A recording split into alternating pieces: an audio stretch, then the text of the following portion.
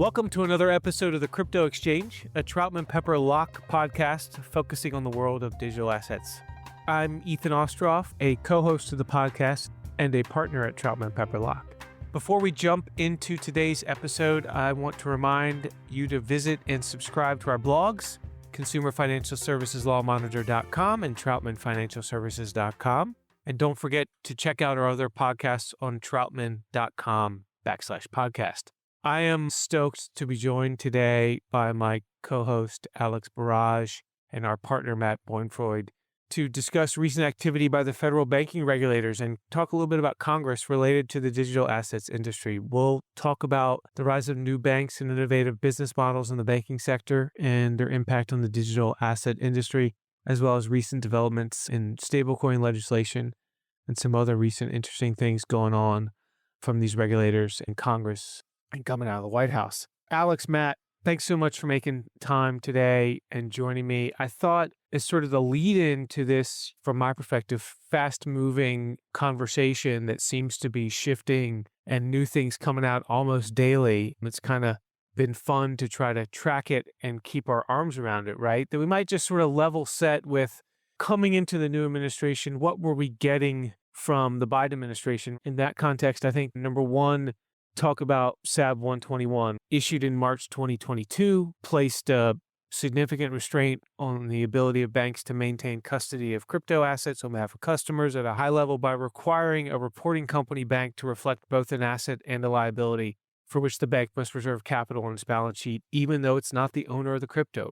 And we saw the House and the Senate last year by large margins pass a resolution disapproving it, but then President Biden, or former President Biden, vetoed it and it wasn't taken up by Congress again. And then fast forward now, we've got some movement, some changes on that with it being rescinded and the potential repercussions of that rescission and whether or not it's a real green light open season in that regard, which I'm excited to talk to you all about. And then we put that context with the guidance released by the OCC, the Federal Reserve Board, and the FDIC, starting in my head going back to 2020, positive but cautious. And then you sort of fast forward to later guidance that became less and less clear. You know, they had the January 2023 joint statement saying banks are neither prohibited nor discouraged from providing banking services to customers of any specific class or type, but also saying cryptocurrency activities are highly likely to be inconsistent with safe and sound banking practices. And that led to what we generally talk about as these pause letters that were sent by the FDIC, these private direct supervisory letters to numerous financial institutions, basically saying pause, don't expand any planned or ongoing crypto-related activities, which was criticized by the then FDIC Officer and Inspector General. And then that sort of led to, at the very end of the Biden administration, the FDIC, after getting hit with a FOIA lawsuit by the industry trying to get information out of the FDIC about that, a trickle of things in December and then January of 2025, redacted copies of some of the pause letters, redacted 2022 internal memorandum describing procedures to be followed by the FDIC regional offices, and detailed questions that were supposed to be posed to banks as part of the supervisory process. And then most recently, that led to a further production and disclosure of like 175 documents by Acting Chairman Hill of the FDIC that gave out further information about what had been going on internally at the FDIC. So bringing us to current in a real quick way, what's y'all's sense of the shift in the regulatory approach with the new administration and how we should think about the rescission of SAB 121 and the other recent statements by Acting Chairman Hill as well as Federal Reserve Chair Powell? Thank you, Ethan. This is Alex Barrage. I'm a partner. I focus on core bank regulatory issues as well as a lot of issues arising in the representation of our fintech clients. We have a number of crypto clients too that are in the mix. So we look at those issues that you raised from all those different perspectives. I think that while we do have a new administration and we certainly have a shift in tone from the top on crypto, there is still a lot that we don't know. We don't have confirmed agency heads at the banking agencies yet. That will happen, my guess is, over the next month or so. We do have some statements from acting Chairman Hill indicating a broader openness to blockchain innovation and crypto activity. I tend to take a moderate view of those things. And my view of that is that while there will be more openness, there will still be scrutiny on activities to make sure that they're legally permissible and so on. So I think before, the industry sort of felt, frankly, like the object of the ire of the agencies. It's very difficult to really get anything off the ground with all of the different supervisory letters that you mentioned, including 1179, which we'll touch on in a minute. And the extent to which things really get going now are still in development, but certainly the view is a positive view. SAB 121 is a great example of this tone shift, right? I mean, SAB 121 basically came out of the SEC from an office that was not a board level, issuance, or sorry, commissioner level issuance at the SEC. It was basically an accountant at the SEC that came up with this. It was not based on, conversations with folks that Matt and I know. It was not, coordinated with the banking agencies. It was just kind of a one-off that was out there, seemingly interminably, despite the pushback on the results of SAB 121 on the balance sheet, as you mentioned. So there are a number of examples where different agencies took actions that really just shut down the activity. And plus, I think you may have mentioned we had also a lot of regulation by enforcement. That's going to change. It's already started to change. A couple of the big crypto cases that we've heard about just over the past week are in the process of basically being dropped by the SEC. More and more of them as we speak. Quite frankly, it's unbelievable how quickly this is happening, the retreat from the federal courts. We're watching it in real time. Definitely a new era, and also feels like a full-time job tracking all this stuff, which is why we're here for clients to do that. I think we do a pretty good job of it. So maybe one way to frame like all the things that are changing, including the stuff that's really recent, just over the past several weeks, is to think about what's happening in 3 buckets. And the buckets that I think we want to talk about on this podcast are, first, how do we think about new bank formations, including banks that have what we call innovative business models. So not your traditional brick and mortar banks. What's the openness on new charters going to be generally? And then with respect to these kinds of interesting new models. And then I think we'll spend some time talking about letters to the different agencies by different members of the industry, both the crypto and the banking industry. And I think that's super interesting. And then maybe we'll give some updates on the legislative front. So if that works for folks and for listeners, that's where we plan on going. I'm going to turn it over to Matt, who can talk about our work in concert with other experts on de novo bank formations. Yeah, so Ethan, I just want to play off something you said in your introduction and what Alex also said. The tone shift is truly hard to grasp in how much different the tone is. So in my work, I help banks with all kinds of regulatory issues that they have with the FDIC, the OCC, and the Fed. And that includes helping new banks form. And I had staff at the OCC ask us, in the context of a new de novo application, whether or not the bank that we were looking to form would be engaging in any cryptocurrency activity. And we said no, said, here's what you need to do. In the first paragraph of your application, make sure you explicitly state that this bank will not engage in any cryptocurrency related activity. That was something that the staff completely said, this is a requirement. If you want to make sure that you're going to get approved, you have to commit that you won't do any cryptocurrency activity.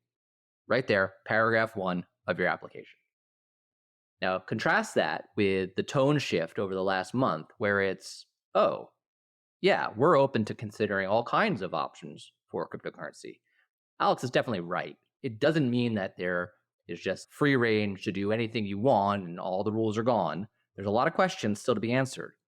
But the tone is definitely one of openness and willingness to consider new banks that might be engaging in cryptocurrency activities, new activities from existing banks, and even new entrants who may be non-banks to the regulated financial system. What Alex was referencing there with de novos, we partnered with some other lawyers and some other experts, actually led by Claros, which is a consulting company, to put out an open letter that we then delivered to the heads of all the banking agencies, laying out 8 detailed points of how the de novo process could be made more streamlined, made more fair, made more efficient, and made more open to new models for banks. Because under the existing methods that the regulators use for de novo activity, it's often very hard for applicants to understand what would be required in order to get an application. And it was difficult to understand when there were delays, what the actual delay was, whether it was a policy issue where the agency maybe just simply didn't want to approve the application, or there was some question about whether or not the business model would be functional or feasible. And a lot of that was kind of in the dark. This goes hand in glove with the kinds of pause letters that you were talking about, where it oftentimes is very opaque to understand what the regulators were thinking and why they would or would not approve certain activities. So what we laid out in our open letter, and we've gotten some good feedback already from the agencies themselves, is a system that's more objective, more open to new models, and importantly, also willing to allow applicants with untested business models where there may actually be a small percent chance that there could be a failure. And since the financial crisis, the banking agencies have been very loath to consider any kind of new bank or new activity that has any possibility of failure. And we think that what's happening is they're so intensely, or they had been so intensely worried about the potential risks that they were not allowing any kind of innovation at all. So we're hoping that there's a lot of momentum now for improving the de novo process, which will bleed into having entities apply that maybe want to engage in cryptocurrency activity or maybe crypto first kind of banks, things like Anchorage that was approved right on the tail end of the last Trump administration. Well, there haven't been any approvals of that type of institution since then. Hopefully now there will be more of those kinds of approvals going forward. So we think the de novo process is going to open up. To me, it's interesting when we talk about what's going on with these federal banking regulators, that the one that seems to have been the most silent since that joint statement with the Federal Reserve and the FDIC in 2023 is the OCC. That to me has always struck me as like they seem to be the one that says the least about their perspectives on activities that touch on crypto. And you mentioned they've been regulating at least one federally chartered crypto bank in the United States for about, 4 years-ish now? So they have an institutional knowledge and the experience of supervising that type of federally chartered crypto bank. And so I wonder why we don't hear more from them about this. You have any thoughts about that or what we might expect now? I think by them, you're likely referring to the prior administration. And I think it's correct to say that from a public issuance perspective, like 1179, I don't remember hearing much more after 1179. 1179 just talked about crypto custody and the fact that if you're a bank that wanted to engage in this activity, you need to get a written supervisory non-objection. But from a different perspective, certainly the former acting comptroller of the OCC spoke on many occasions about, his concerns around the lack of interoperability around certain crypto assets, in particular stablecoins. He talked about hacks. He talked about, when those bankruptcy cases filed, the crypto winter and the after effects. So I think that there was this broader kind of, I don't know if you want to call it allergy or something, following the crypto winter, a lack of, as we said before, just a lack of, in part, understanding of the technology in some cases, and a general, desire to not let this activity creep into the perimeter of the bank that these agencies supervise. And there are really good policy debates about whether that even makes sense, because presumably if you can't see the activity, you want to be able to see it. And the way to do that is to bring it in and to let banks do it, using the process of ordinary supervision. So I think these are super interesting issues. I think to the extent that de novo applications truly do open up, I agree with Matt that we're likely to see innovative business models that in some way touch crypto. And we may, as a result, see increased competition by new banks who want to do what Anchorage is doing, or, what Bank of New York, Mellon, and US Bank, and all the large custodians also want to do. So more competition for the activity could be a good thing. And of course, there are plenty of state chartered entities that are not banks that do, crypto custody, right? Some of them are limited purpose trusts. So there likely will be at some point in the future a proliferation of entities, state or federally chartered entities that are engaged in some kind of crypto custody activity. That's sort of the market result that I would expect as a result of this broader openness to chartering. I thought it was interesting that Chairman Powell, I think at the end of January, had a press conference and talked about cryptocurrency risks. And I think it was touching on what was outlined by the Financial Stability Oversight Council's annual report, right? He downplayed the issue of debanking of crypto customers and said something to the effect of banks are perfectly able to serve cryptocurrencies, and a good number of banks they regulate and supervise already do that.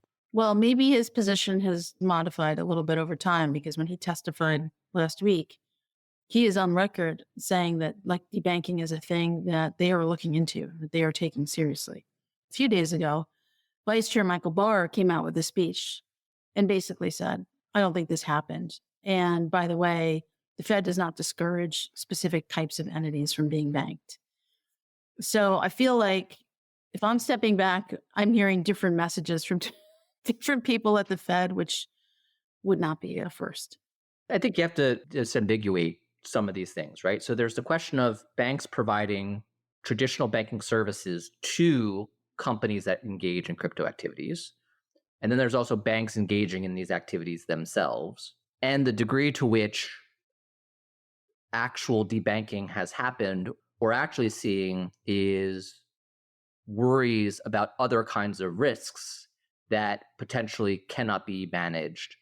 So things like BSA, AML risk, right? So on the one hand, you have the OCC, that 1179 interpretive letter that we've mentioned a few times. That was November of 2021, right? So that was about a year into the Biden administration.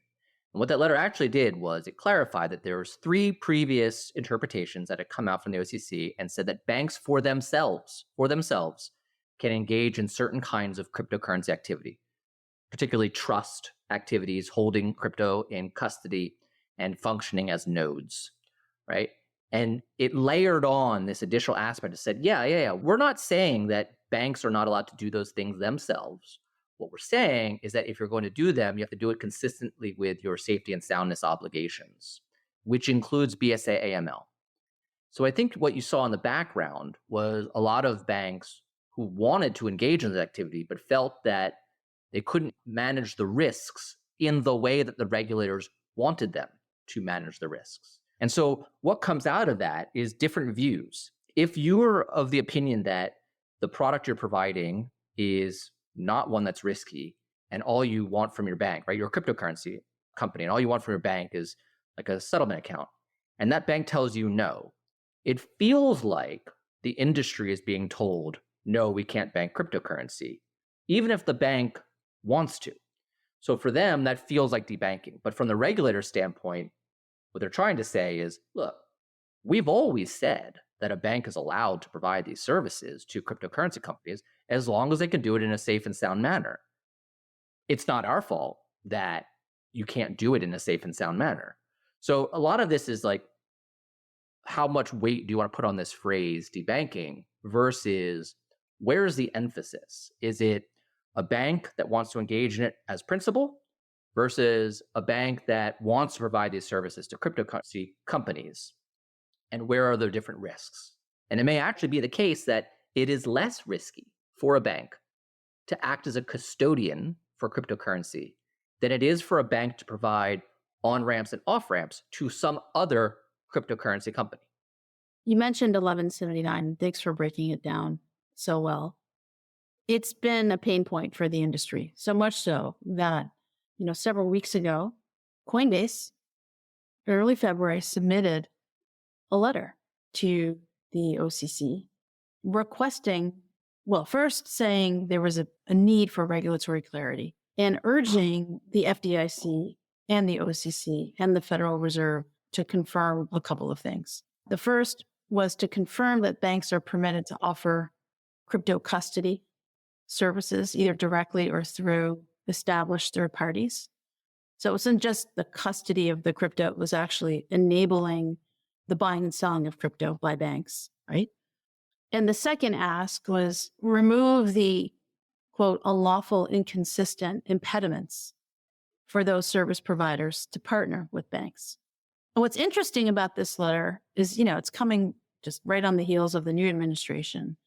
It's backed by a significantly detailed legal analysis on why banks should be able to do crypto custody activities. It's exceptionally well done, but it's only technically looking at 1179. It doesn't address the other parallel issuances at the other agencies. So that letter goes out. It's on Coinbase's website, and a number of the leading figures at Coinbase did publish the letter both on LinkedIn and X.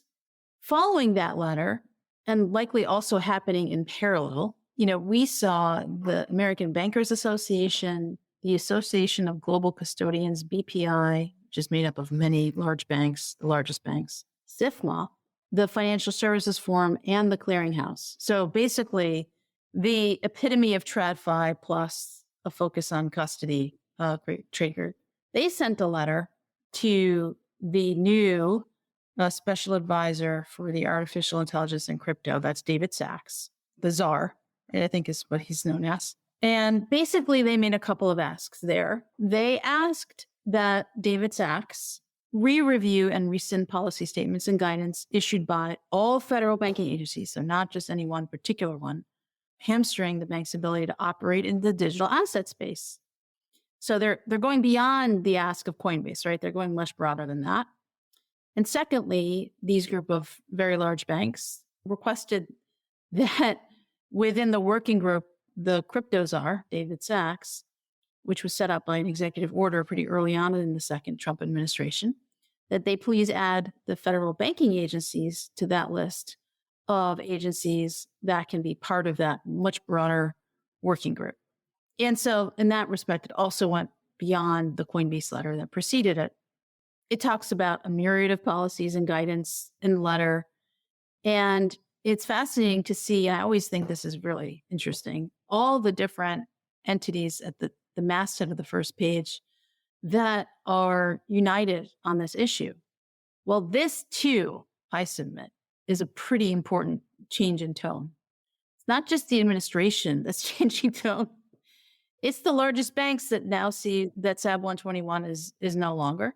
The largest banks that had been set up to do crypto custody years ago are picking up their pencils again. And, it's time to get in there. And the banks are just unanimously wanting to do that. That's what this letter from BPI represents. I would say the Biden administration, there was a slightly different tone, which was in many cases just bashing crypto for the crypto winter that they caused, which is kind of an unfair characterization, but I'm parroting the view. And so now you have banks saying, wait a second, we should be able to do this, get rid of these gates, tear them down, let's do it. And so I think what's super interesting, again, with this intersection of traditional finance and crypto, is how allied these two very different organizations in this ask of, the White House and the federal banking agencies. So I'm going to pause there because that's a pretty pivotal moment if you're just comparing where we are today versus where we were 2 months ago. Matt, you're nodding your head. I'm sure you have many thoughts. I'm just agreeing because, again, the change is so significant across all aspects. The change at the government's tone, the change in the way large banks are looking at this and approaching it, the change in the posture of trade organizations, right? It's up and down. It's changed attitudes, over the last month, 180 degrees. And I think there's even more change. We haven't talked about the third branch of our government, the legislative branch, right? Well, yesterday, I attended virtually hearing at the Senate Banking Digital Asset Subcommittee on stablecoin legislation, something that is very near and dear to my intellectual heart and to where I think the future of crypto is headed very soon. And there again, if you compare the stablecoin bills from earlier this year to the ones even from 2 or 3 years ago, and you track the different voices at the Senate on what should we do with crypto, it's changing. We're seeing just over the past month, bipartisan proposals. We're seeing Democrats interested in joining those proposals, so long as, issues are addressed. And we're also seeing a very clear imperative from the White House to get stablecoin legislation done. And then, broader markets infrastructure legislation done. So all of these pieces put together, this openness by the agency heads, the White House imperative, and now legislation that appears to be pretty aligned and fairly close in terms of passage. It's a new world, and it's exciting times to kind of, be at the forefront with clients who now are saying, bank clients, we want to get in there. We want to do this. And our crypto clients are saying, how do we partner with banks in doing this? So it's almost like third-party risk management all over again with a slightly different set of players and different activities, but the same kind of thing, right? Yeah, you raise a good point about the voices that are involved in that legislation. What I think is also interesting is to my eye, the proposed legislation is also more sophisticated than previous versions. It almost seems like it's closer to being passage ready than what the other ones were. And that to me says that this is something that is, ready to go, and we might actually see it more quickly. Interestingly, though, in that legislation, there are still some, actual risk management procedures, right? Like they haven't thrown open the gates to say like this is open season. What appears to be happening is that we're actually moving forward with a properly established industry, as opposed to sort of the darkness that everyone's been living in for the previous 4 years, where it wasn't clear whether it was permissible or impermissible. Was it part of the regulatory world? Was it not part of the regulatory world? Well, I think we're going to see that it's being brought in to the proper financial system. And that's good for growth and innovation, I think, for everyone. I think it's also good for competition, Matt. I mean, traditionally, stablecoins, payment stablecoins, they're basically two issuers across the world that dominate this market. And I think legislation will not only provide clear guardrails and, give some legitimacy to this market, to all the skeptics out there, and there are many of them. But importantly, to our clients, it will open up more entities that want to do this issuance, including banks, including credit unions, including state chartered entities. So again, I think the broader point is we're going to see more players. Those players are going to be falling within either a state or a federal regime, or both, depending on how things work out. We might see a payments charter. I think that would likely be led by the OCC and by whoever is ultimately confirmed. Looks like that's going to be, Jonathan Gould. He's been nominated for that position. So if you follow this stuff closely and you take the time to read the legislation as we have, you can pretty clearly predict who this new group of stakeholders are going to be. Yeah. And I think for a future podcast, because otherwise we'd be here for a couple hours, but we're thinking long and hard about entities that want to play in the crypto space or even stablecoins, and whether they should be and how they should be putting together their strategy right now in anticipation of the legislation that Matt and I think is going to happen fairly soon. Interesting holdover also. You mentioned the payments charter. Yeah. That was floated in the closing days of the previous administration, right? So it is interesting how there are a few things that are going to stay, right? So that's why I keep coming back to the idea that it doesn't mean that there's no rules. It doesn't mean that it's open season to do whatever you want. It's just that there's been a dramatic shift in the tone and an openness to seeing what could be done, seeing what's possible. And some of the things that were actually done right under the previous administration may actually find new life. And so the payments charter you mentioned, that was proposed by Treasury with what, a month left in the term? So hopefully that actually gets some more legs, and instead of just being a nice idea, maybe turns into a reality. Yeah, maybe there's a pathway for master account holders for non-banks. Lots of things in the mix and lots of things to talk about for next time. Well, I appreciate very much the conversation today, Alex and Matt. And thank you for joining us. Thanks to our audience for listening to today's episode. We're certainly following all these things closely and interested in hearing from our listeners as well about what they're thinking about and things they want to hear from us about. Don't forget to visit our blogs and subscribe so you can get the latest updates, and make sure you subscribe to this podcast via Apple Podcasts, Google Play, Stitcher, or whatever platform you might use. And we're looking forward to our next episode. Thank you. Thanks. Copyright Troutman Pepperlock, LLP. These recorded materials are designed for educational purposes only. This podcast is not legal advice and does not create an attorney-client relationship. The views and opinions expressed in this podcast are solely those of the individual participants. Troutman does not make any representations or warranties, expressed or implied, regarding the contents of this podcast. Information on previous case results does not guarantee a similar future result. Users of this podcast may save and use the podcast only for personal or other non-commercial educational purposes. No other use, including without limitation, reproduction, retransmission, or editing of this podcast may be made without the prior written permission of Troutman Pepperlock. If you have any questions, please contact us at troutman.com.